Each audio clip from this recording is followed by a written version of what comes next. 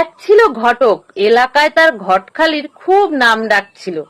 অচল মেয়ে আর হদ্দবোকা ছেলেকে কথার শান দিয়ে এমন উপযুক্ত এবং নানা গুণে গুণান্বিত করে ছাড়ত যে বরপক্ষ বা কনেপক্ষ ভাবত এমন একখানা রত্ন হাতছাড়া হয়ে গেলে শেষে সারা জীবনের জন্য আফসোসের ব্যাপার হবে। সাধারণ ছেলেকে সে কথার গয়নায় এমন ভাবে বর্ণনা করত যে তাতে মনে হতো পাত্র সুপুরুষ, চালাক চতুর এবং স্মার্ট। আর এমন রূপবান, গুণবান, বুদ্ধিমান ছেলের সাথে কোন মেয়ের বাবা বিয়ে দিতে না চাইবে? এমন পাত্রের সাথে বিয়ে হওয়া এক ভাগ্যের ব্যাপার। এই ঘটক এমনই একবার বিয়ের ঘটকালি করছিল। এক কন্যাগ্রস্ত পিতা আগে 2 ঘটক ধরে তার মেয়ের বিয়ের কোনো সুরাহা করতে পারেনি। অবশেষে তিনি অনেক খোঁজ খবর নিয়ে মোটা টাকার বিনিময়ে এই ঘটককে নিয়োগ করলেন তার মেয়ের বিয়ের যা হোক একটা ব্যবস্থা করে দিতে।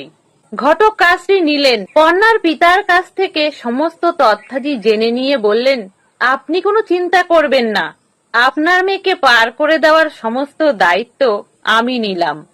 কাজের লোকের থেকে হাত যশ আর ঘটকের চাই মুখ যশ। কথায় দুনিয়া চলে আর ঘটকের কথায় ছেলে মেয়ে বিকায়। ভগবান শুধু আমায় চাপার জোর দেয়নি, আমি চাপাবাজি করি না। ওসব হলো গোয়ার গোবিন্দের কাজ। আমি কম কথায় কাজ সারি, তবে যা বলি তা মোক্ষম আর মানুষের মনকে বশ করে দিতে পারি।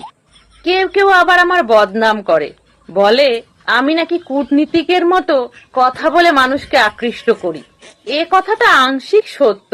আমি কথার যুক্তির খেলা খেলি, মানুষ তাতেই কাত হয়ে যায়।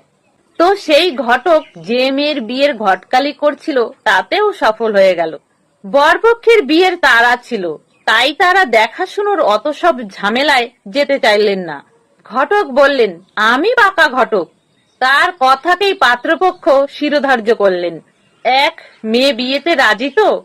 কারণ আমরা জোর জবস্তির বিয়েতে রাজি নই। ঘটক বললেন, কি বলছেন আপনি? রাজি মানে? মেয়ে এক পায়ে খাড়া। পাত্রের পিতা বলল, মেয়েকে দেখে মনে হলো মেয়ে বিয়ের ব্যাপারে বড় বেশি ব্যাকুল। তার লজ্জা শরম কিছু আছে তো? ঘটক বললেন, আরে কর্তামশাই, কি যে বলেন! মেয়ের পেটে বোমা মারলেও মেয়ে চোখ তুলে কোনো দিকে তাকায় না। পাত্রের পিতা বলল, তা বেশ বেশ, তাহলে আর আমাদের কোনো কিছুতেই অমত নেই। শুভ কাজ তাড়াতাড়ি শেষ করে ফেলো। এরপর জাঁকজমক করে শুভ বিবাহ সম্পূর্ণ হয়ে গেল। কিন্তু সমস্যা বাঁধল বিয়ের পরের দিনই বরের বাবা ক্রোধান্বিত হয়ে ঘটকের বাড়ি হাজির। পাত্রের বাবা ঘটককে বলল, মিথ্যাবাদী, জোচ্চোর, আমার সঙ্গে এরকম প্রতারণা! ঘটক বলল, ছি ছি, কি বলছেন কর্তা, আমি তো এক বিন্দুও মিথ্যা কথা বলিনি। পাত্রের পিতা বলল, মিথ্যা বলনি? মেয়ের যে একটা পা নেই, কই বিয়ের আগে তো আমাদের সে কথা তুমি বলনি। ঘটক বলল, সে দোষ তো কর্তা আপনার। আপনি কি বিয়ের আগে আমাকে একবারও জিজ্ঞাসা করেছেন? বিয়ের কথাবার্তার সময় বরপক্ষ কনেকে হাঁটিয়ে দেখে, কথা বলিয়ে দেখে, চুল খুলিয়ে দেখে। আপনারা তা করেননি, এখন আমার দোষ হবে কেন? মেয়েদের খুদ বলতে কিছু নেই, তবুও সততার খাতিরে আমি আপনাদের বলেছিলাম যে মেয়ে এক পায়ে খাড়া। 2 পা থাকলে মেয়ে এক পায়ে কষ্ট করে খাড়া হতে যাবে কেন? বিচক্ষণতার অভাবে আপনারা ঠকেছেন, এতে আমার দোষটা কোথায়? পাত্রের বাবা বলল, মেয়ে যে অন্ধ সেটাও তো আমাদের বলনি, এটা কি প্রতারণা নয়? ঘটক বলল, কর্তা মশাই, আপনাদের দেখছি একদম সংসারিক বুদ্ধি নেই। আমি বলেছিলাম তো আপনাদের যে মেয়ের পেটে বোমা মারলেও মেয়ে চোখ তুলে তাকায় না। মেয়ের চোখ যদি ভালো থাকতো তাহলে পেটে বোমা মারতে চাইলেই তো মেয়ে চোখ তুলে যেদিকে পারতো সেদিকে ছুটে পালাতো। এর থেকেও কি আপনারা বুঝতে পারলেন না যে মেয়ে অন্ধ? এখন নিজেদের বেয়াক্কেলে পড়ার দায় আমার ঘাড়ে চাপাতে এসেছেন?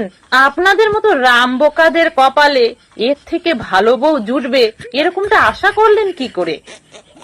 তাহলে বন্ধুরা, ছোট্ট একটা মজার গল্প কেমন লাগলো আপনাদের অবশ্যই কমেন্টে জানাবেন। সকলে ভালো থাকবেন, সুস্থ থাকবেন।